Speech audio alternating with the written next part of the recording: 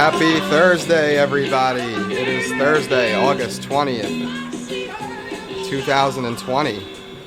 We want to send a very special happy 72nd birthday to the man, the myth, the legend, Mr. Robert Plant. Happy birthday, Robert Plant, 72. Hear him shredding it up in the Traveling Riverside Blues. He just shredded. Vocally, he was almost like a lead guitar player. Right. The thing with Robert Plant, I find is he, if you listen to anything that Zeppelin did between 69 and say 72, their first 3 or 4 years together, he was, to me, his voice is, first of all, he was untouchable as far as just the type of notes and the tone that he had in his voice and the notes he was able to hit. But he just had a sound that it literally sounded like he was on the Mississippi Delta somewhere. I mean, it just was an unbelievable voice. And, he's one of my favorite singers of all time, but truth be told, after 72, 73, and anybody who's a big Zeppelin fan will understand what I'm saying, his voice seemed to change a little bit, where it didn't have that sound like it did on the early albums. It became much more gravelly and much more of a deeper pitch. Obviously due to age, probably cigarette smoking. He also had some personal issues that had happened. But regardless, one of the best singers of all time. And the interesting thing about that song, Traveling Riverside Blues, as well as Hey, Hey, What Can I Do, two very famous at this point Zeppelin songs, they didn't deem them good enough to be put on any album. So they just kind of put them in their vault for several years. Well, I shouldn't say several, I mean for a decade and a half. And in 1990, when they released their box set and Jimmy Page was going through the vault, seeing what songs he could possibly put out or include in the box set, those two songs he put in, and they instantly became one of his, two of the classic Zeppelin songs you hear on the radio. But nevertheless, happy birthday to Robert Plant. And, I hope it's a good one, and I'm sure it will be. Bands funny you don't story, see anymore. Funny story, a relative of mine, she's about Robert Plant's age. They had met up in the city at one point accidentally. They were in a coffee shop together, and Robert Plant actually said, "Hey, you want to come get out of here with me?" And this was about recently. Yeah, about a year ago.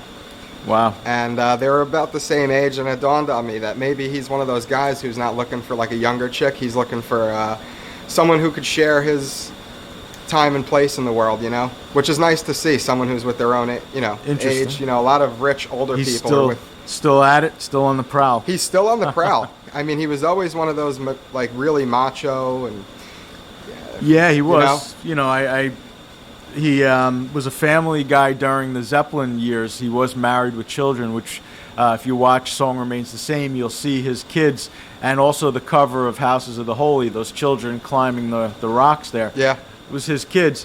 But he, he's one of those guys, he still plays. He's constantly trying to do, new types of music. He did that thing with Alison Krauss a few years back. Yeah, that was great. He's always evolving, and it's just, but his Zeppelin years, to me, one of the best of all time. And just unparalleled. Yeah. He's a god. Yeah. Yep, he is. They were all godly. I mean, the 80s frontman was based on the Robert Plant image of the 70s. That, right. The frontman, the rock god. But anyway, happy birthday once again to Robert Plant, absolutely. 72. And God bless. Yeah. So some things that we wanted to touch on today. I had gotten a call from a friend of mine last night. The protests are apparently either just heating up, or we're seeing the remnants of the ones that took place during the George Floyd aftermath. Hauppauge, New York, when you think of the suburbs, this is an area that is suburban America. Yeah. There was approximately 40 protesters, and it ended when the police came in finally and arrested 3 of them. And they all said goodnight after that. But still going strong, and I imagine as we get closer to the elections, they will heat up again one way or another. Undoubtedly. And, It'll also be interesting to see if high school shut down, because then you're going to have the drama club come out, and they're not going to have anything to do, and it's just going to add fuel to the fire. Like you said, that's a lot of the demographic that goes to these protests, or these green-haired, blue-haired sort of. Yeah, the theater on Main Street, when the protesters came into our area, there is it's an old movie theater that became a theater for the performing arts, and right away the sign was hung out there for the BLM movement, and the kids were outside, that run the theater, and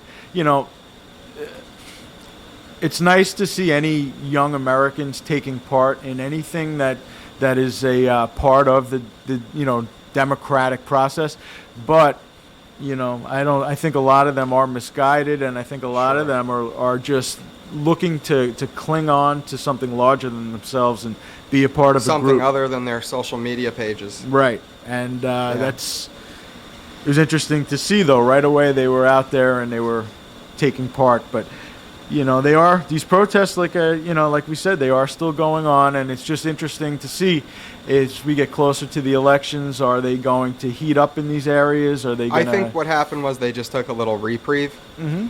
As the news dipped down, once something loses its initial luster. Once local news isn't saying unrest in America. Yeah, everything. You notice how everything kind of just like died down. Yeah, the news jumped right on that, and obviously painted a picture that they were peaceful protests and that they were not causing any undue unrest. My experience, and I went to one firsthand in order to, like I've said on previous shows, to make sure no violence took place in my area. As best I could. I can't take on a whole army of people, but I had a bunch of other people that came out from the area to do the same thing. They have families that live in the area, and they were just looking to make sure that peace was maintained throughout the day. And of course, you were accosted by people who called you what were some of the key phrases, if you don't mind? Well, white supremacist, racist, that tag and that label. I have never had any issues with anybody of any other color. Yeah. I've never had any issues where somebody directly, of a black person said you're a racist. Yeah. Never had any issues. I have memories of when I was a child and we lived in a really diverse neighborhood at the time. Yes, we did. I remember you taking me down to the ball fields, right, and we would play football with every different person that was there, and we all were friends. Right. There was no issue. No. And we were all as good as we could throw the ball. You know what I mean? And that was really what it was. That's what it comes down to, I think. If you treat people, I don't need some white teenager who has no life experience telling me what I should believe, or calling me a racist, or I don't, at this point I don't even listen to it. I just kind of laugh it off, and I take it from where it's coming. But they're actually the racists because they're looking at you and assuming that you're something that you're not. Isn't it ironic how that goes?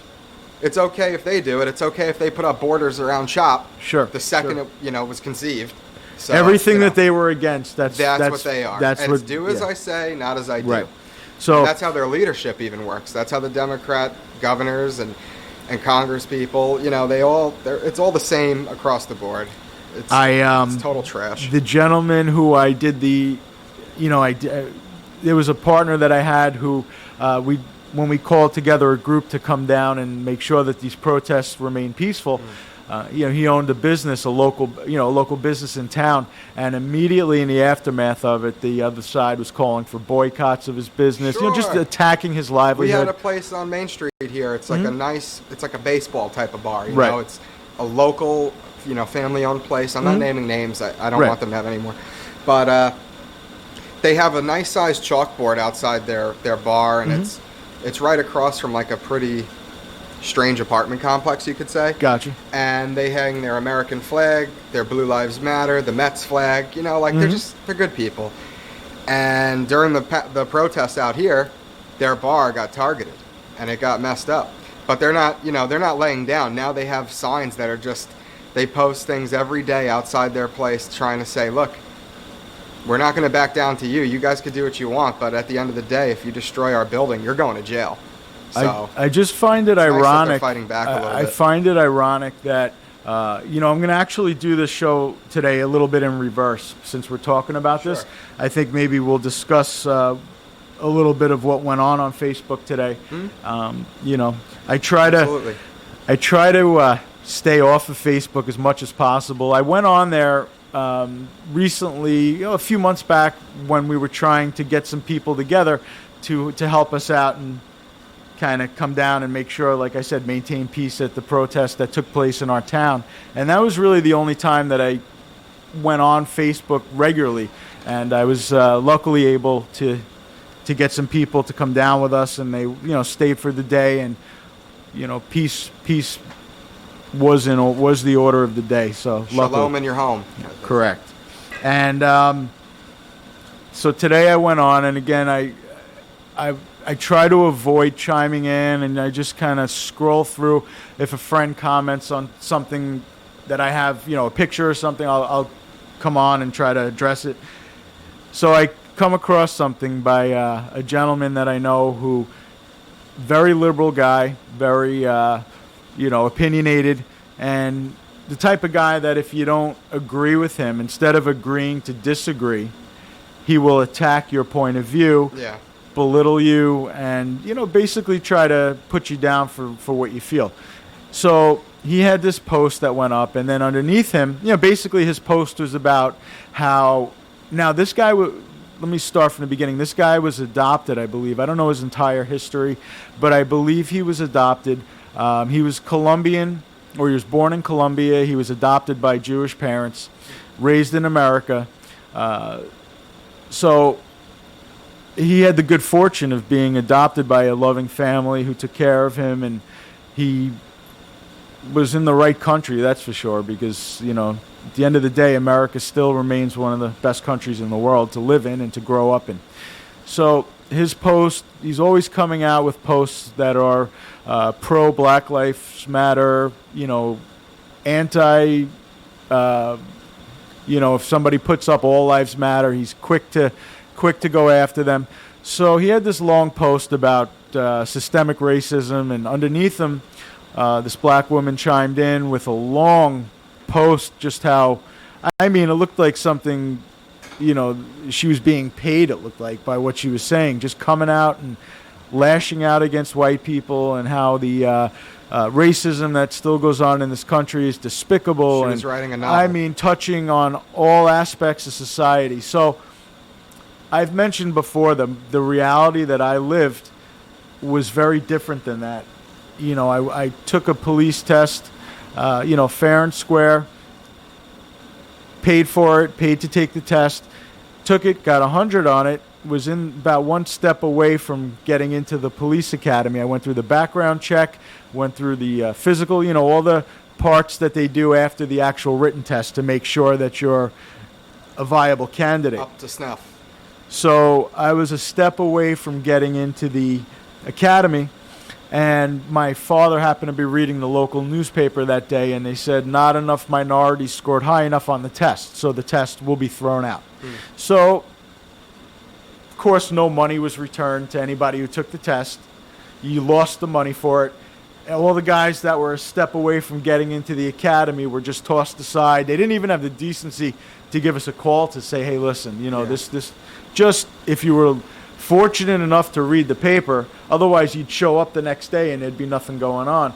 So right there, I lost the job because of my skin color. Yeah. Okay, so that was the first taste I had of what really goes on in this country, and the lies that we're led to believe. Sure. And then luckily I had a strong family who said, you know what, keep going, go to college, finish your college degree, don't wallow in your self-pity about what happened. These things happen in life, don't blame others, just go on, do what you got to do. So I went on, I finished college, became a teacher.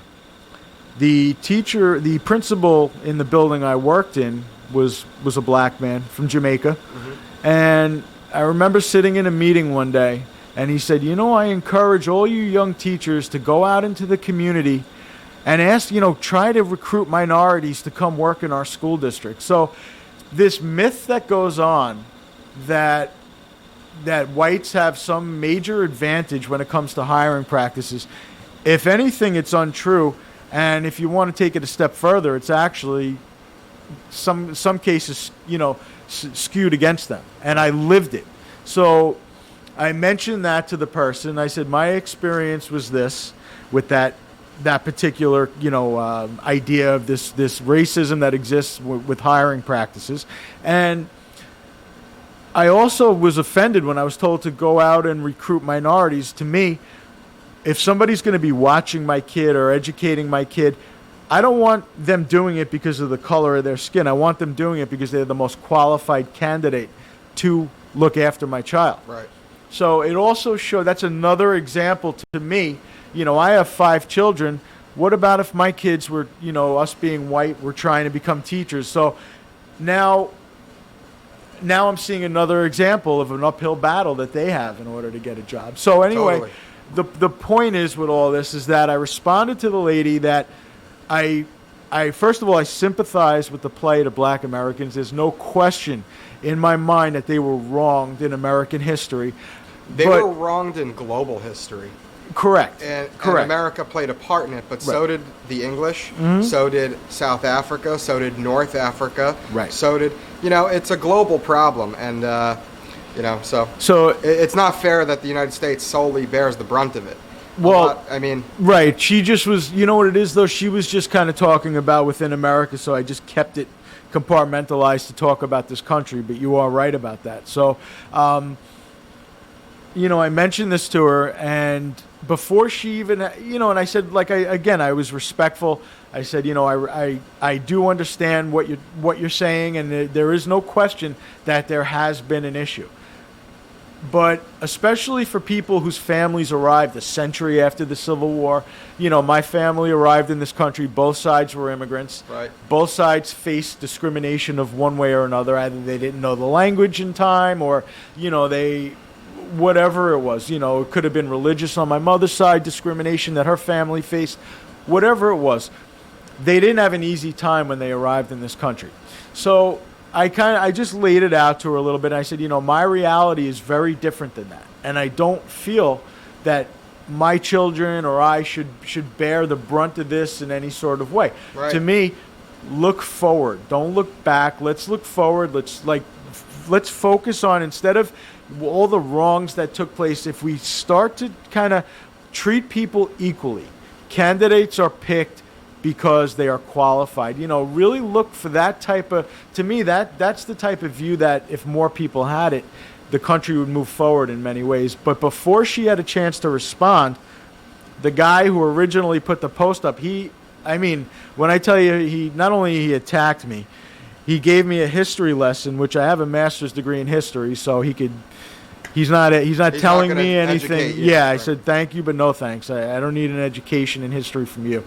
So, he attacked me, and usually that's what happens when you start to discuss things. Well, the new thing is like science denial, history denial. It's right. all denial. Right. Everything that you know up to this point is false. Yeah. So, right. He was attacking me, and that's, that's what that side does. Unfortunately, the left, rather than really sitting down at the table and just looking at the facts, a lot of feelings are brought into it, and and a lot of personal attacks are launched. And look, let's just keep it above board. He said, you're looking for sympathy because your family was immigrant. I said, I didn't ask.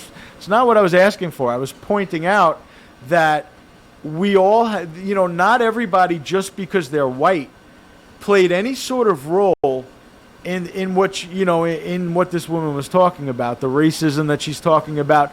And again, my reality is quite the opposite of what she was saying. In fact, due to the fact I was white, I faced an uphill battle in the career that I was trying to get. Right. So in a sense, it seems like there's everything in place that could be in place to ensure that minorities get their fair share of the American pie. In my experience and in the reality of my life, that was what I saw. Right. So to come out and tell me I'm wrong, like, how can you argue with? I mean, that is what took place. It's a fact. Yeah. If you look back in the newspaper from that day, not enough minorities scored high enough on the test. Now I could see in some aspects if this test was something that was like, a high level physics test. This was a test designed for third graders. I mean, there were literally questions there where if you were breathing, you'd get the right answer. Yeah. So first of all, to me, it's embarrassing that not enough minorities scored high enough on it, and I refuse to back down when, in fact, my experience was very different. I've raised 5 kids, my wife and I, and we were never cut a break in any sort of way. No, to this day, you get pretty much screwed by the government. So, and especially owning a small business, my wife and I were. The amount in taxes we pay and everything else for all the programs that are available. Some people are going to watch this and they're going to look at you and they're going to think, well, good. Right. They're just going to hate you. The vitriol and the anger, it's dangerous. It is dangerous. And again, my final response to this guy who attacked me, and I didn't even look because the woman was responding also. I knew I was like sticking my finger into the hornet's nest. Right. When you decide if you're not chiming in with the rest of them, and then I was looking at the people that were responding, and, most of them, it was basically 3 groups. It was young teenagers that were either still in high school or college living at their parents' houses. It was this guy that I know who is just a screaming liberal, and if you disagree with him, he's going to come at you. Or this, the woman who just has this view of white people that any issue she's ever had in her life is due to white people. Yeah, so it's the white man. It's not an argument I was going to win, and it wasn't an argument I care to win. To me, it's not about that. But at least the way I respected your point of view, and I said, even though it's differing, let's just agree to disagree. Best of luck. They just can't let it rest at that. No, it's like they have to come at you. So, never mind. We see it all over the world today. We see it all over the press. If somebody speaks out against it, they're shut. They're canceled, or the other side isn't happy until they're basically non-existent. They want you removed from your job. I've seen occasions where minorities have come out and said something very racist against Jews. That happens on a lot of occasions. They've come out and said things. Nick Cannon. Right. And you never see these people removed from the airwaves and just never talked about again. Never canceled in quite the same in quite the same fashion. So, Well, one thing I just want to put on, I have to just bring Bill Clinton up real quick. Mm-hmm. I feel like it's my duty, and I have to say, the evidence has come out that he was on Epstein Island. He denies that he was on Epstein Island, and I believe it was yesterday, the day before, pictures came out of him sitting in what looks like a barber's chair, getting a massage from a Epstein accuser. Mm-hmm. He's lying after lying after lying after lying, and for some reason, this doesn't stir up the left mainstream media. No, you don't. They're trying to protect him. You don't see the attack. There's no ferocity going after this guy. And he is, for all intents and purposes, he's a creep. He's a creep. It is what it is. He flat out lied about Monica Lewinsky. Mm-hmm. Then he told the truth. Mm-hmm. Yeah. I mean, isn't he the same one that also said he didn't inhale? Or is that somebody else? No, that was him. Yeah. He smoked and didn't inhale. Flat out lying hypocrite. Do as I say, not as I do. That is the party. So I'm sorry, I'm not living that way. I'm going to do as I say, and you do as you do. Well, I think if more people walk the walk and not only talk the talk, the country would be a much better place. And that's the thing. Par for the course with Bill Clinton. He's ever since he's been in the public eye, it's story after story, and just for the amount of stories that have come out, there's probably quadruple that have been swept under the table that you never saw the light of day. They're just such a powerful family, and when you have the media in your pocket, that's really it's a slam dunk. You far. It's a slam dunk. But he is a full-blown creep. I just wanted to interrupt the whole podcast I have to say that. Yeah. And anybody who doesn't believe that needs to go get their head checked. He is a mess, that guy. So anyway, I'm sorry. It's quite that's quite all right. It is what it is. Part of what we're talking disgusting. about. I think that again, to end off what we were talking about, that is the problem though, and you see it with the politicians on the left, is that they're very quick to to point out what they're doing, point out the issues, point out what you're doing wrong. But when you take a look at them and you take a look at what they stand for, not only as politicians but as humans, their character is called into question over and over and over again. And it's just, and that's something. Another common phrase of mine is just going back to Nancy Pelosi. We don't share values. No. She's right. We certainly don't. No, we don't share values with them. I'm glad to not have your values, Nancy Pelosi. Garbage. So that was where Facebook for me, that was probably gave me my fill for a good few months today. I left. I'm sure I'm getting attacked as I speak. You might have to go to war on social media, though. Well, that, you know what? To me, like I said, it's just, I let it, I kind of leave it at work. Like I don't let it fester in me. And, I could see as you get the messages coming up on your phone and this one's commenting, this, you guys can, have a field day. But like I said to him, when I was 25, 26, I was working 3 jobs to support my family. Yep.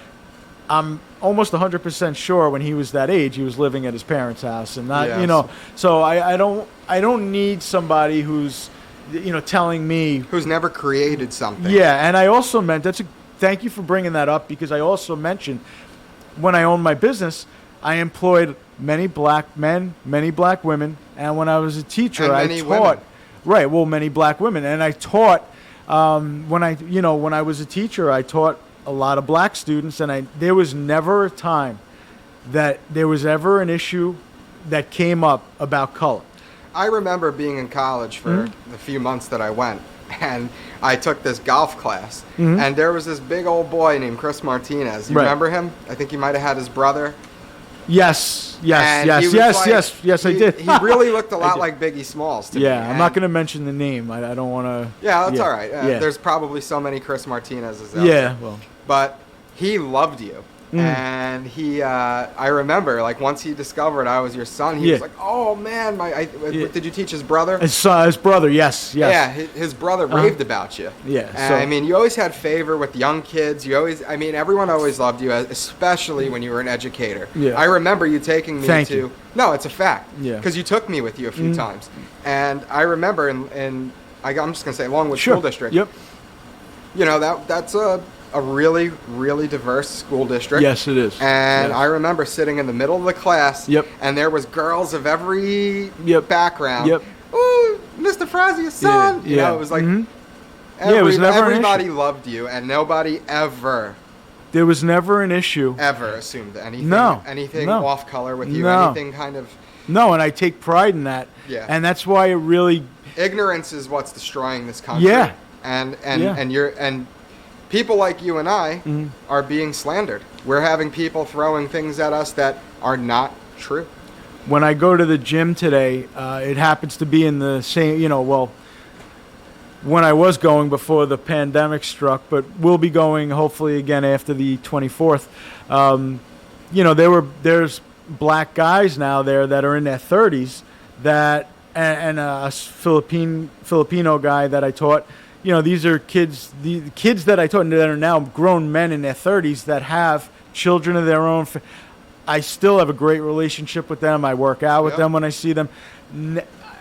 Color never comes into it. The only people that have an issue with me are whites that when I don't agree with what they're saying, they like to, so I kind of laugh at it because I don't think this guy never employed any black people, never taught any blacks. He's just sitting from his perch blabbing tweeting at me, and it's like, son, take a walk, You're a clown. Later, boy. You're a clown. You're a boy. You're a clown. You're a and boy. A boy. Don't come in with me nonsense. And he always was. Always. Even when I was a little kid, joke. I always thought he was a dunce. He's a joke. He's a dunce. And that's why I'm not mentioning his name. Hopefully, No, we're better than that. Yeah. We're not going to do that to you. No. But just know that we know that you're a clown, and that's the end of it. Right. And, like I said, I take pride in the fact that anybody of any color that I taught, any gender, any religion, will never say a bad word as far as me discriminating in any way. So I will take that to my grave. And and even people who worked for me never had any issues. So all the white people that went on the Smithtown Moms and all these other local places saying white supremacist and a racist. Talk to the people that were actually around me, not just what you think. Right, your own opinion. Because that I you just disagree with you. Right. And that's something that's widespread. It goes on all over the place nowadays. But, again, that's neither here nor there. I just wanted to touch on Facebook a little bit, and that's the type of garbage that goes on. Well, isn't it nice that we get to do this now? It is. It's nice to be able to vent. It's therapeutic. It's nice to be able to vent, and it's also nice to be able to. I don't need somebody else controlling how I'm portrayed. I'd rather be able to speak for myself. Right. Correct. I'd rather speak for myself and let my family speak for themselves, because I treat people equally. I have no issues with anybody.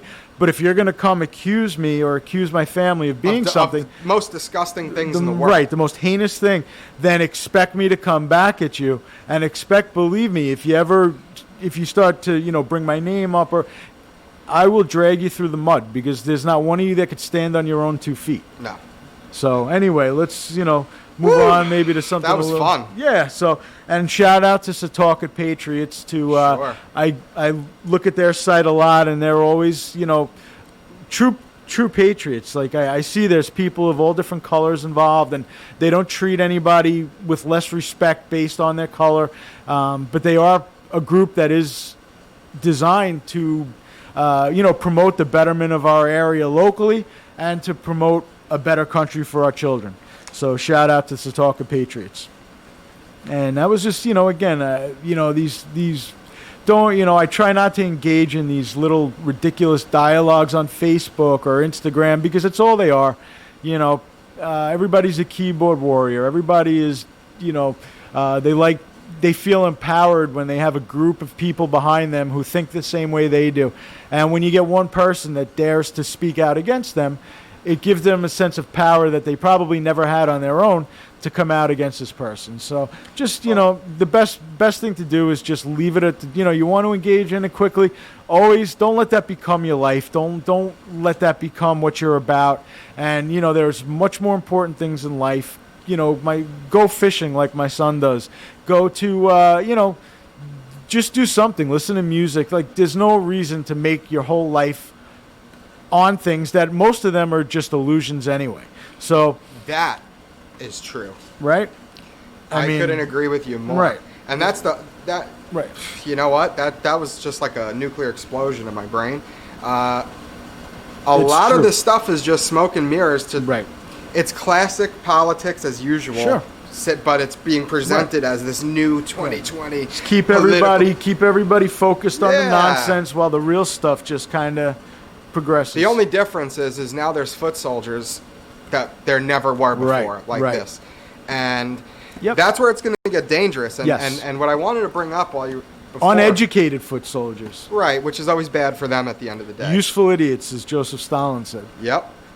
What I was wondering is, I have a question. Do you think that this division is sinking into the military? I do.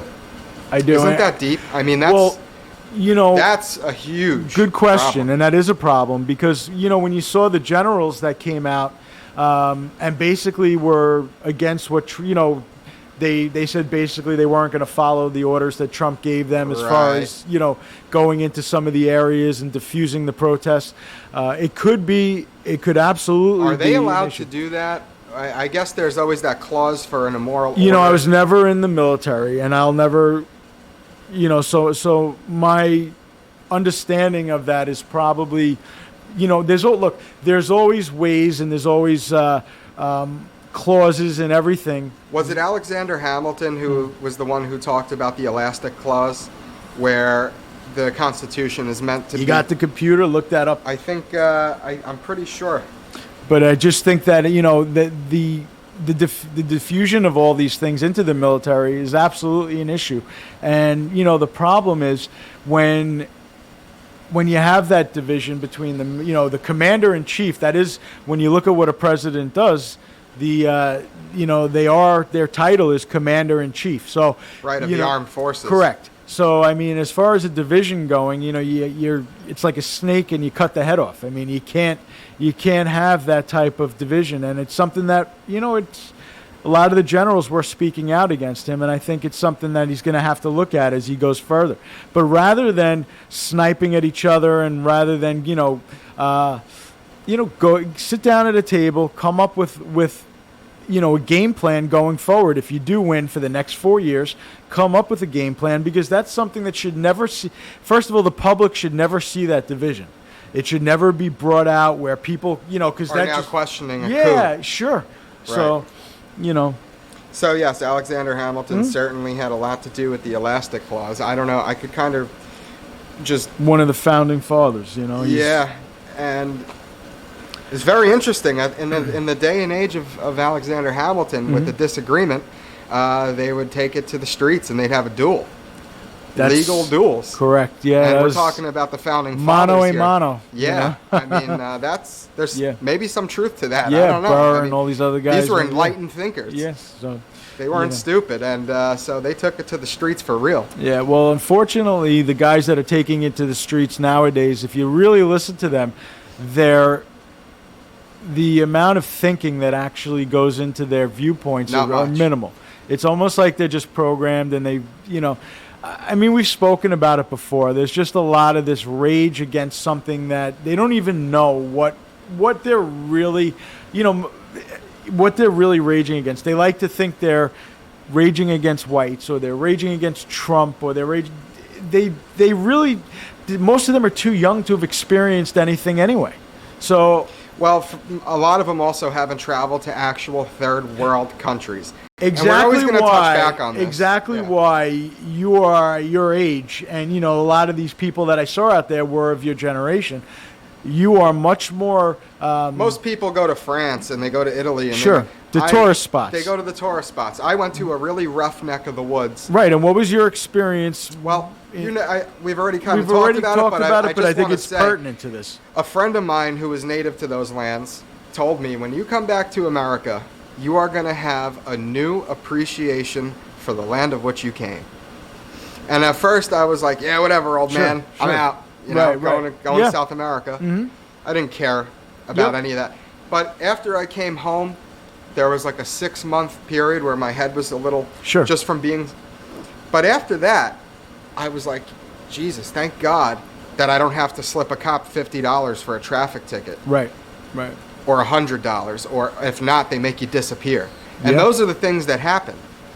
They look for, these things just don't occur in America. No. And a lot of times the left paints this picture, this is one thing that really kind of gets my goat, is they're saying that,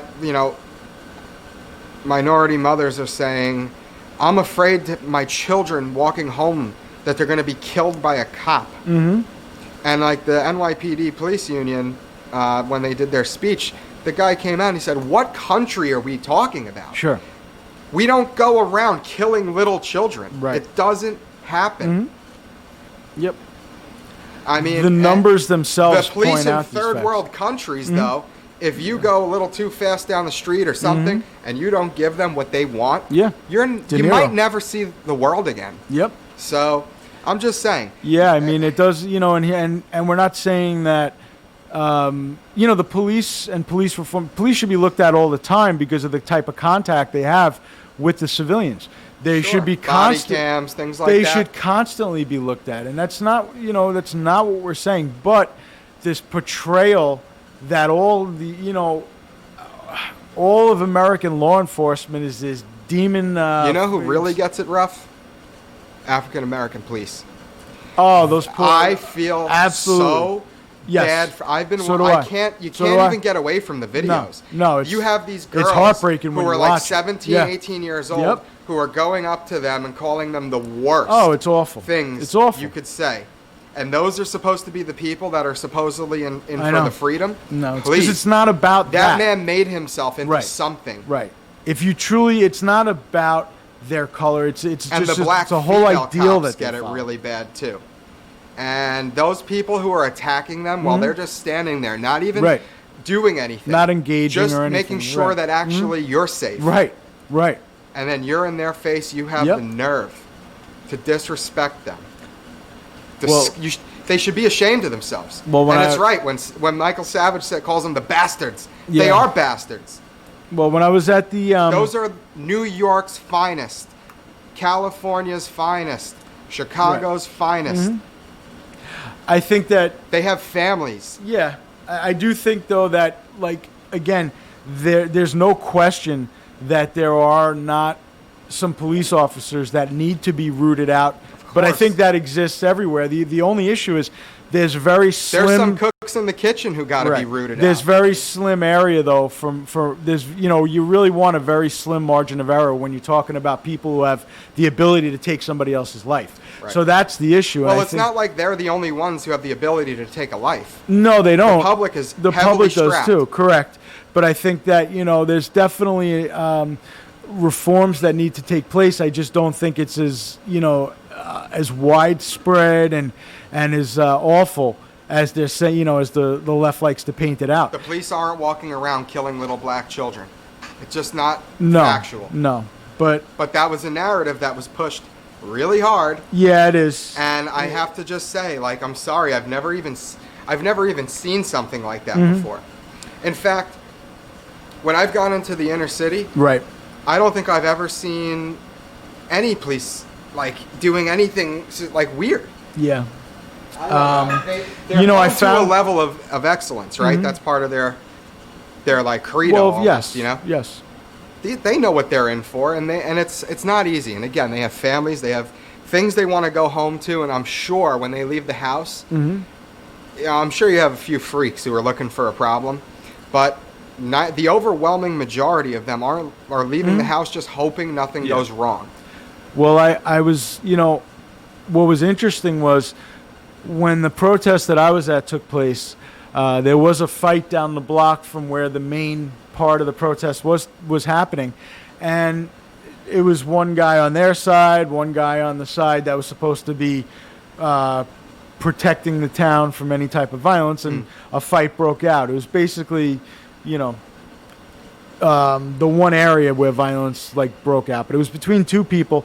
And when the guy that was there protesting got hurt, the first thing he did was ran to the cops for help and so at the end of the day, these guys and what's terrible is the cops can't really turn their back on you. No, they can't, and they ended up having to help the guy, and and the guy luckily for him. But that's God bless America. That's again, a lot of people like to talk the talk, but when it comes to walking the walk, they won't. And that's a really good segue into talking about the DNC that has been occurring in America. Yeah. One of the things I was looking on the Setauket Patriots site, and one of the questions that somebody on there posed was, should Kamala Harris be held to the same type of questioning that she when she was a prosecutor and when she was questioning Kavanaugh and other people, she had a style that was she was on the attack, and she was very cutting in her remarks, and she's like a covert neoconservative, actually. Right. So they were saying, should we hold her to the same level? And what I found interesting when I went back and looked at her term as a prosecutor, her office had a lot of things that were suspect. There was a lot of evidence tampering, jury tampering, a lot of things that were talked about by the prosecution that were false, and they were just swept under the table. There was a time that cocaine made its way out of the protective office that it was supposed to be in, and it was unaccounted for. Up somebody's nose at the end of the day, but it was unaccounted for, and she never really answered for it. So, again, it's this whole thing, this whole portrait of the right that of the left that I see, where they just, they expect people to do a dance for them, but when the light comes on them, they're never prepared to shine into. What they do is they just scream at you. Yeah. They just they avoid a question in any they create a ruckus. Can. Sure. Of course. Sure. And the speeches that went on were, look, everything that I expected them to be, they were. And Harris right away. Cuomo looked like, as I said before the podcast, he kind of looked a little bit like an evil villain from Star Wars because like the lighting was dark on him, and the background was blurred. It was just very, very strange. And again, to go back to V for Vendetta, that was like in the movie. The English Chancellor would be on like this big screen with dark lighting, just barking these political orders at his people. You get. That's what I felt from him when he was, during the COVID pandemic. He was very, barking instructions and everything, and I just felt that it was, But getting back to Harris, her speech was exactly what I expected. She did discuss the fact. She discussed the fact that she, her parents were immigrants. Mother was from India, father was from Jamaica, but they're still really running with calling her black. Well, that's the thing, is that she's really trying to identify with African Americans, and she's not an African American. She's not, and she's trying to court that vote. And I'm seeing more and more blacks come out against her because of that. Right. It's like they don't want. This whole you ain't black, like Joe Biden actually started that. You ain't black. I mean, like, come on, man. Like, who says something like that? Especially Joe Biden. Who the hell is he? Her speech was very, warm.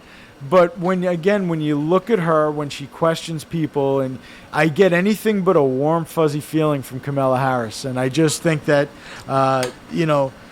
she's somebody that. She reminds me of like a dean at a high school that would like that's like what I get, real disciplinarian. And not look, sometimes that's what leadership calls for. It calls for discipline.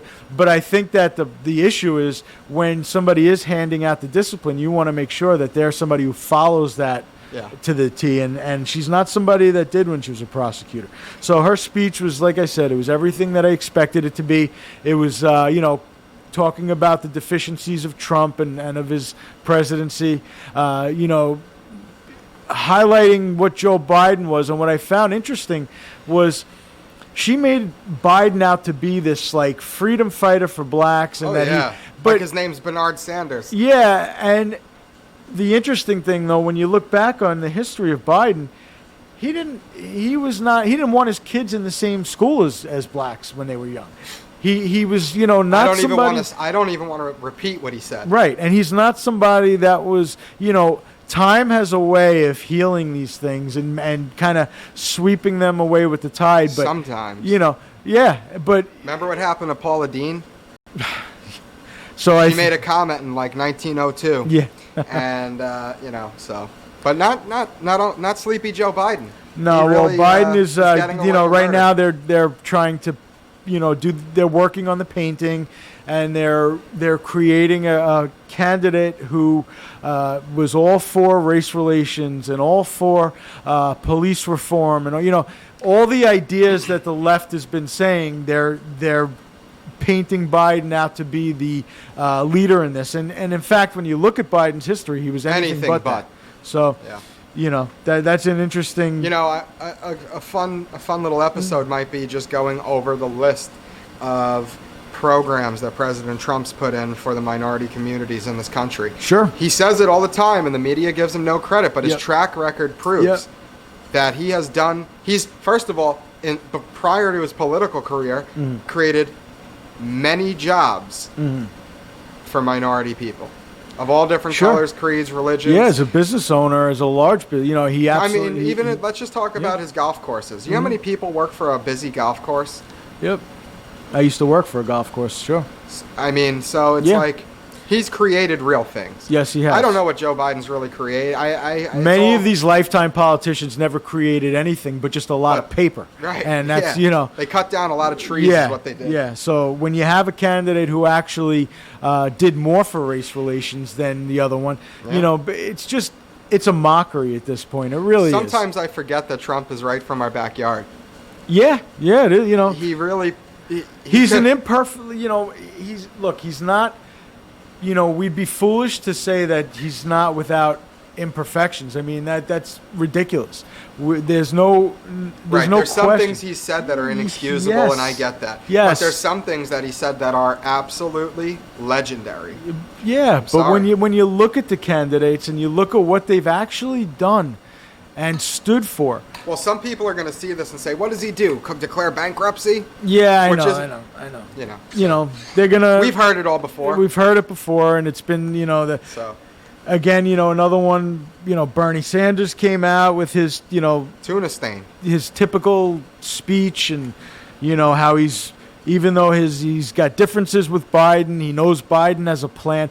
Biden himself never had a plan for anything. Biden is just a collection of ideas that's just stuffed into a box by everybody in his party. That's what Biden is, and they're just hoping that he can withstand the rigors of a candidacy. The one thing that I found interesting also, as far as the aesthetic on TV or on the radio, was that you don't hear any crowd reaction. And in the past, there was always the loud cheers, and just like at a sporting The biggest crowd event. reaction I ever heard was when in the 2016 debates. Yep. Well, there's 2 points I'm going to make here. The first one was when Hillary Clinton goes, "We do not want somebody with your temperament running this country." Yes. And Trump puckers his lips and he puts his finger in the air and he goes, "Because you'd be in jail." Yeah. And the crowd, it was like Derek Jeter, his final home run, Yeah. And yeah. then That's an unforgettable moment from. That's history. Yeah. And then the commentator, or whatever you would call that type of person who asked the questions at these debates. Moderator. So, Mr. Trump, is it true that you called women pigs and dogs and all these things? And he said, "Only Rosie O'Donnell." Yeah. And again, it was like a Metallica concert in '85 or something. It was just crazy. It's tough. The demands on the presidency are. I like that he says things like that. Yeah, that's why some people voted do. for him. Some people do, because he does speak his mind, and he can get unhinged at times. And there are people who see this negatively, people who see it as a plus. The point, though, is I don't want an appeaser as my president. no, and that's what they were painting. Of course, they came out and were saying he's responsible for all the deaths from COVID, and Cuomo's speech was painting him as now. Now I called this a few weeks ago, and it's a shame we didn't have the podcast rolling by then. But when he was still doing his speeches, he began shifting, calling it the Europe virus. Yes, and he did that. That is he should go to jail for that. Yeah, during his speech, he was doing that, and I know that's why I'm bringing it up, because I knew he was going to do that. I knew these people work for China. Right. If they don't want to blame China for this problem, then what the hell are they doing? It's Italy's fault? Well, I think he's he's anything that is going to help Biden and come out against Trump, Cuomo's, that's what he does. And he also. But if you believe that, you're insane. Yeah, sure. Maybe people came from Europe to JFK, this, that, and the other, but that doesn't mean that that's where the virus came from. The virus came from China. It came from Wuhan. So it's not. I don't the think Europe anybody virus. could have done any better. What's the story in Washington and Portland and Oregon and California? Do they call it the Europe virus there? No, because people there come from the Pacific. Right. So it's not the Europe virus. It actually is the China virus, as the Spanish flu was the Spanish flu.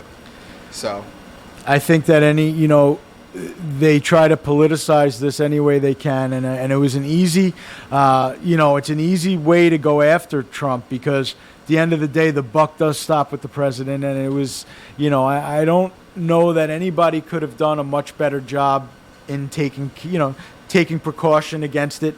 I wouldn't want to be in that position to have to,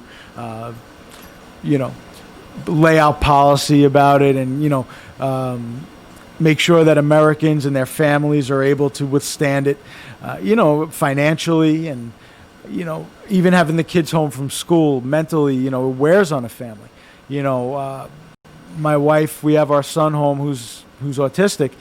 He has regressed tremendously since this pandemic took place and the quarantine took place, and it's something that I don't blame Trump for the way he responded, but it is going to be politicized, and a big part of this election is going to be dealing with the response to COVID. You just have to be smart enough to look at the facts, be smart enough to make your own decisions, and don't be swayed by the minority that just, they're loud, the press is in their pockets. Don't, make your own decisions. And at the end of the day, if that's your viewpoint, we'll agree to disagree. America. God bless. I don't have any problem with it. I just think that, But don't come calling us white supremacists and Nazis, please. Right. It's disgusting. Right. Everybody has the right to their own viewpoint, and everybody in this country, that's what we're all fighting about. But I think that, Trump did as well as he could to help families, and it's just, it's a difficult thing. And I think that we'll see, especially during the flu season and the upcoming elections, what he's really made of and what Biden is really made of. And it's going to be interesting to see how it plays out. So, with that really, being said, I mean, it's going to be a real...